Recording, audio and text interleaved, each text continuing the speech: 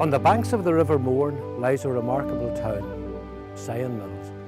And for 150 years it was at the centre of the world's linen industry.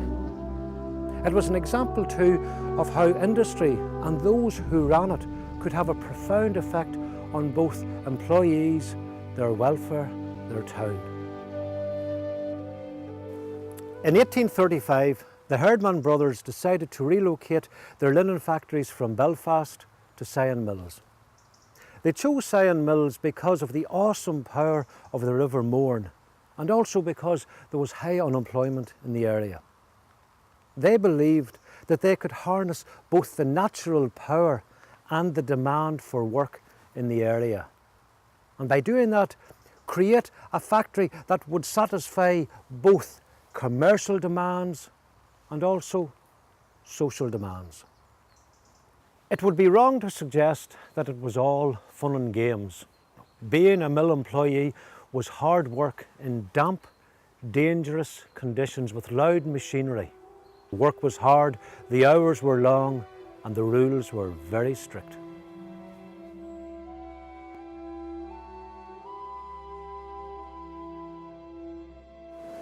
If the workers were the engine, the real power was the River Mourne.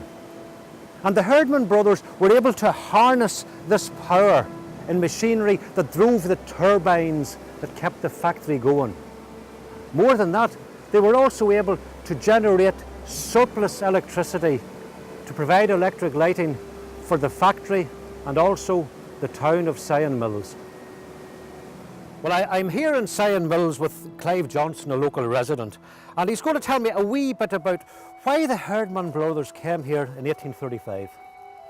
To the best of my knowledge, Declan, in 1833, John Herdman set up a partnership with the Mulhollands. The Mulhollands were a family who owned a mill in York Street, and they discovered that the facilities here, especially the river and the surrounding area owned by the Hamilton family, the Abercorns, would have been very conducive to a mill.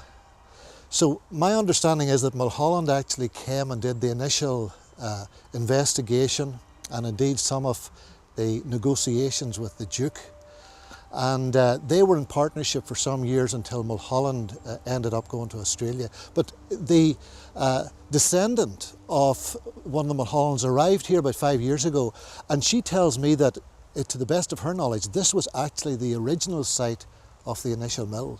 Where we're standing at the moment. Yes. Yes. That is fantastic. That is fantastic. And this building here was part of it. Now this actually would go back to the time whenever this was all part of the Abercorn estate. The estate manager had a lovely thatched house here. My wife was brought up in it. It had servants' quarters and everything. And this was a coach house whenever my father-in-law took over this place.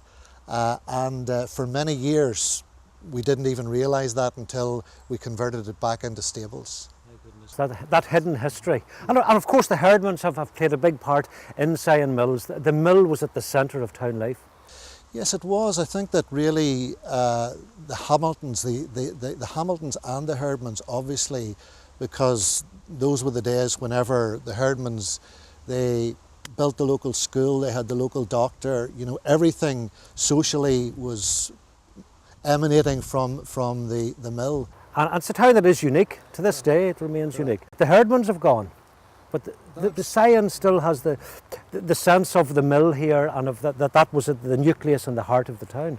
Yeah, as you and I know, one of the problems with that is that sometimes it produces a paternalistic attitude in a community, that the community is looking to someone else. And there is a sense in which there's a vacuum now because there is no longer that person there really benevolently caring for the community. The river flows on, we go on and on, nothing stands still. That's exactly right, Declan. Herdman Brothers, who had provided employment for 170 years in the town of Sion Mills, closed in 2004. Industry, like the rivers we have looked at, roll on, and time does not stand still. However, the legacy that the mill left is preserved by the Sion Mills Building Preservation Trust, and over 40 buildings have been listed. The town may have changed in character, but the memory and the legacy will live on.